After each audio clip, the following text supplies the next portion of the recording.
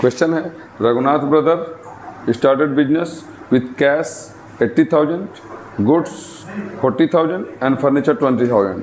Raghunath brother business में invest कर रहा है कैश अकाउंट डेबिट,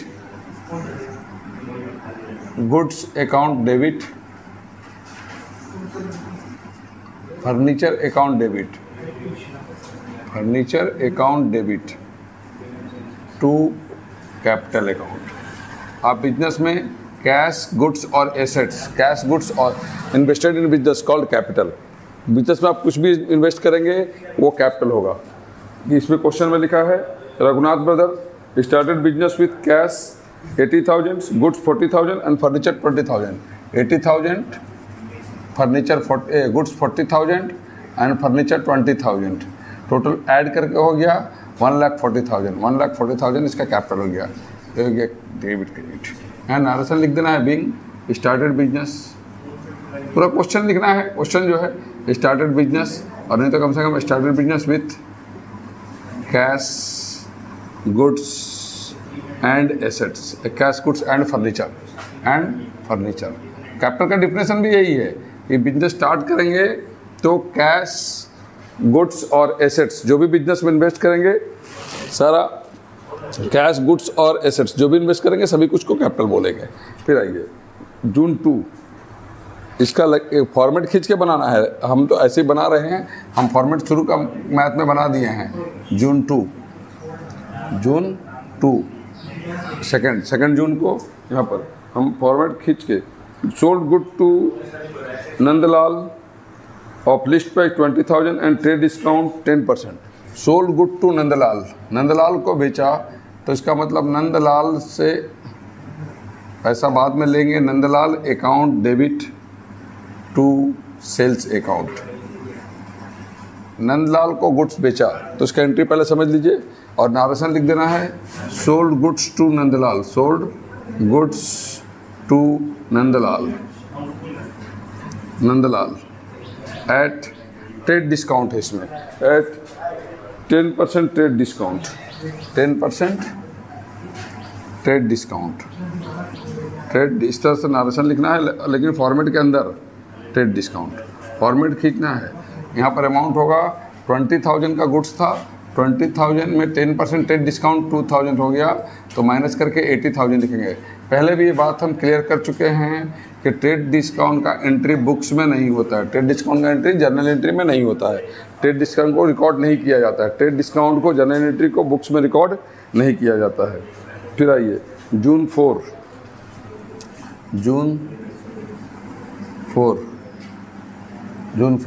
क्वेश्चन क्या है जून 4 का, Nandlal return goods of list price 4,000। Nandlal को हम सेल किए थे, उसने गुड्स रिटर्न कर दिया, तो यहाँ पर लिखेंगे इसका अपोजिट कर देंगे, sales return account debit to Nandlal account, sales return account debit to Nandlal account. 4,000 का, तो यहाँ पर हम जैसे 20,000 का 10% ट्रेड डिस्काउंट लगाए, उसी तरह लिस्ट प्राइस 4,000 का रिटर्न किया तो उसका 4% रिटर्न हो जाएगा, तो आपका बच जाएगा 3,600। कितना? 3,600 का गुड्स रिटर्न हो गया। अभी नंदलाल से 3,600, यहाँ नारेशन लिख देना है गुड्स रिटर्न टू नंदलाल। अभी आपको यहाँ नारेशन लिख देना है goods return to Nandlal, goods return to Nandlal, narration लिख देना है। और अमाउंट समझिए, यहाँ पर आप नंदलाल में से 18,000 लेना था आपको 18,000 नंदलाल से लेना था, आपने 3,600 का गुड्स रिटर्न कर दिया, तो और आप नंदलाल से 14,400 रिसीव करेंगे। कितना मिलेगा आपको? 14,400। अब यहाँ पर जून 8 को बोला है रिसीव फ्रॉम नंदलाल 14,150। जून यहाँ पर जून 8 को बोला है रिसीव फ्रॉम नंदलाल 14,150 रुपये नंदलाल से रिसीव हो गया, माने 250 रुपीज़ डिस्काउंट हो गया। क्या हो गया? नंदलाल को हमने डिस्काउंट दे दिया। इतना लेना था लेकिन इतना ही रिसीव हुआ और फुल सेटलमेंट हो गया। यहाँ पर लिखा है ये फुल सेटलमेंट हो गया, तो फुल सेटलमेंट हो गया। नंदलाल का नाम यहाँ पर, नंदलाल से रिसीव हो रहा कैश अकाउंट डेबिट, एक कैश डिस्काउंट हो गया। क्या हो गया? ये कैश डिस्काउंट। जब वो पैसा दे रहा कैश के साथ अगर डिस्काउंट है तो कैश अगर डेबिट होगा तो डिस्काउंट भी डेबिट होगा। डिस्काउंट अगर डेबिट है मतलब लॉस है मेरे लिए, इसलिए डिस्काउंट अलाउड लिखेंगे। क्या लिखेंगे? Allowed. Discount allowed account debit to, discount allowed account debit to Nandlal, Nandlal account, Nandlal account. Nandlal से समझिए 18,000 रुपये लेना था नंदलाल से, 3,600 रुपये का रिटर्न, गुड्स रिटर्न हो गया, 3,600 का रिटर्न हो गया, 14,400 नंदलाल से हमको लेना था, लेकिन वो कितना दिया? 14,150। इसका मतलब हुआ 250 डिस्काउंट, 14,400 नंदलाल क्रेडिट हो गया। Debit 18,000, 18,000, credit 3,600 and 14,400। डेबिट और क्रेडिट, यहाँ डेबिट है और ये दोनों क्रेडिट है, दोनों बराबर हो गया, मैंने नंदलाल का अकाउंट सेटलमेंट हो गया। नारसन क्वेश्चन देख के लिख लीजिए पूरा।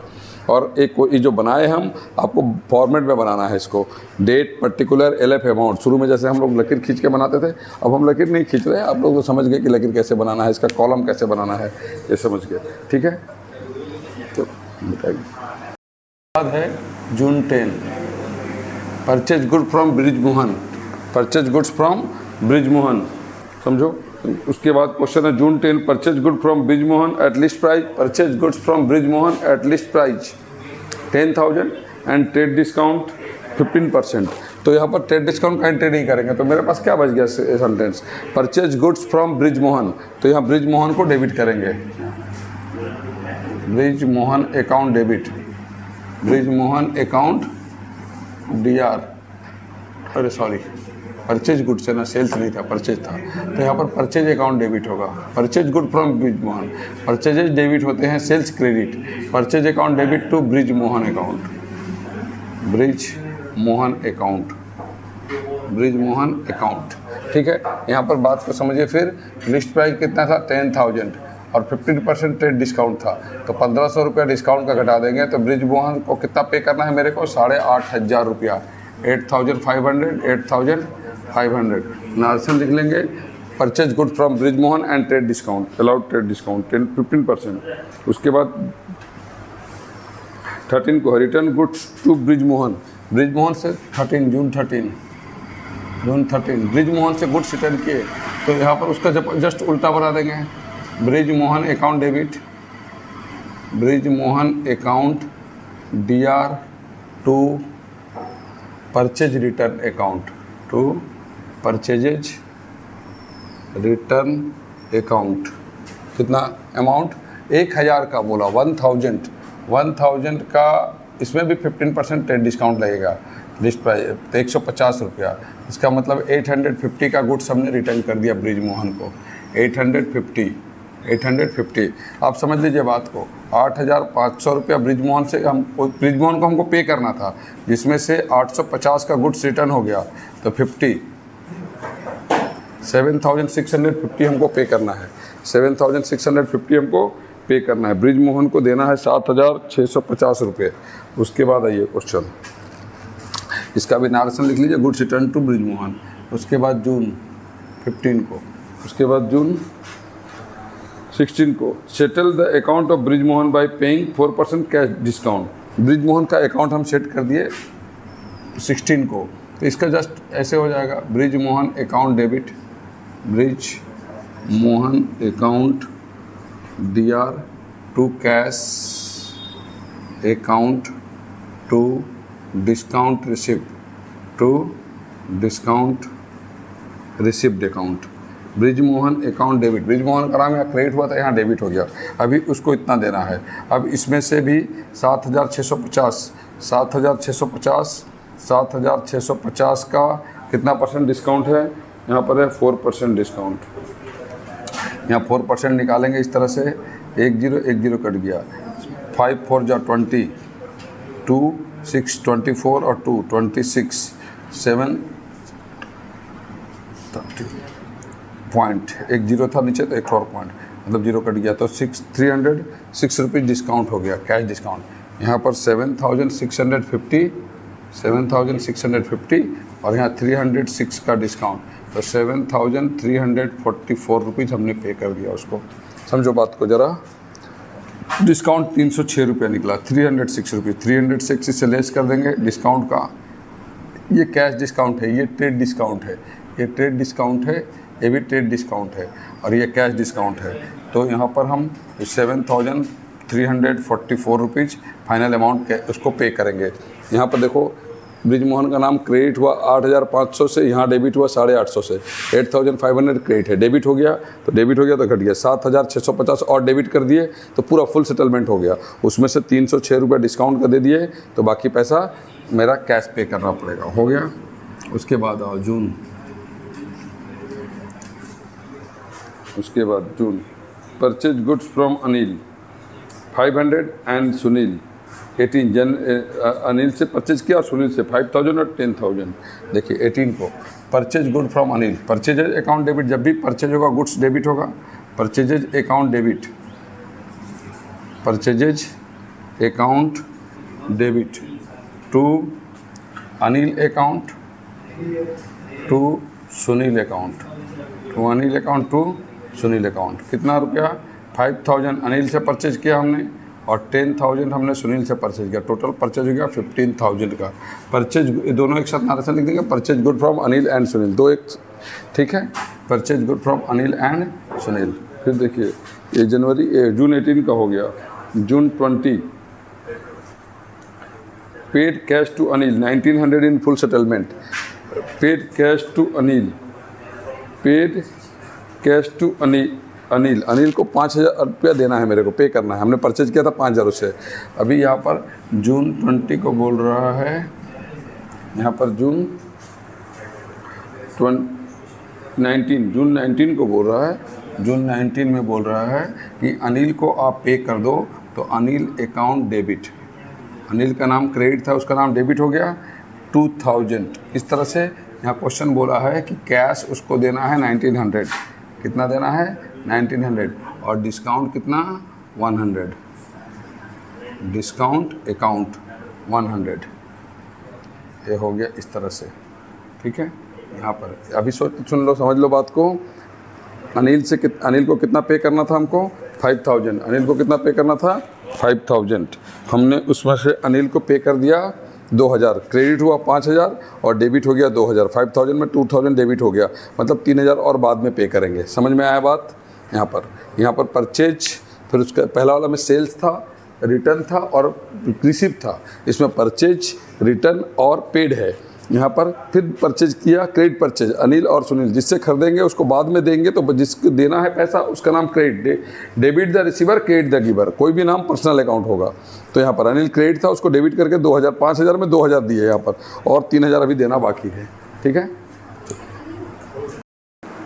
जून 20, इसके बाद है date June 20, paid to Sunil, paid to Anil और सुनील से हमने परचेज किया था, उसके paid to Sunil 9,800 in full settlement. Sunil को यहाँ पर देना था 10,000, हमको उसको Sunil account debit to cash, Sunil को बोला फुल सेटलमेंट करने, तो सुनील का क्रेडिट था 10,000, डेबिट कर दिए 10,000, फुल सेटलमेंट हो गया। लेकिन हमने उसको पेड किया 9,800 हमने पे किया, तो 2 डिस्काउंट रिसीव हो गया। क्या हो गया? डिस्काउंट रिसीव्ड अकाउंट, 200 रुपये का डिस्काउंट रिसीव हो गया, being cash paid to Sunil, discount receive.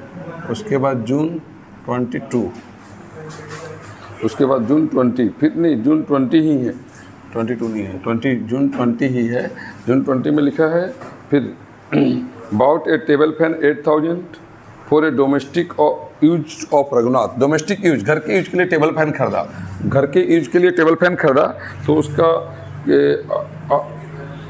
8,000 का टेबल फैन खरीदा। तो घर के यूज के लिए कुछ भी खरीदेगा तो drawings, personal amount invested in business called capital, और अगर पर्सनल यूज के लिए बिजनेस से विड्रॉ करेगा तो ड्राइंग्स। यहाँ फैन नहीं लिखेंगे ये सब, क्योंकि फैन बिजनेस में नहीं आया, और टेबल फैन खरीदा फॉर डोमेस्टिक यूज के लिए तो वो घर ले गया, इसीलिए यहाँ पर हो जाएगा 8,000 fan purchase for domestic use. June 20, उसके बाद है जून 25 है, सोल्ड गुड्स लिखा है sold goods for cash, list by 8000, 10% trade discount, 3% cash discount. देखो ट्रेड डिस्काउंट का एंट्री नहीं करेंगे, सोल्ड गुड्स फॉर कैश, तो कैश मिल गया तुमको, cash account debit, discount allowed, discount allowed account debit to sales account, to sales account. समझ लो बात को, अभी तो थोड़ा अमाउंट समझिए इसका अमाउंट थोड़ा समझिए। यहाँ पर कैसे लिखा, लिस्ट प्राइस उसका 8000 का, 10% ट्रेड डिस्काउंट, 3% कैश डिस्काउंट। देखो लिस्ट प्राइस कितना था, लिस्ट प्राइस उसका था 8000 माइनस ट्रेड डिस्काउंट उसका था 10%, ट्रेड डिस्काउंट 10% ट्रेड डिस्काउंट, मैंने 800 माइनस हो गया, मतलब 7200 हमको पे करना है। इसमें से कैश डिस्काउंट कितना हो गया, कैश डिस्काउंट 3%। कैसे निकालेंगे, 7200 इंटू 3/100, 0 गया, 0 कट गया, 216 रुपया, 216 रुपीज़ डिस्काउंट हो गया। यहाँ पर 4, 9 में 1 गया 8, 11 2 9, 6 8 9 for फाइनल अमाउंट पे कर देंगे। 6 8 फाइनल अमाउंट हमको कैश रिसीव होगा, पे नहीं, सेल है तो रिसीव होगा।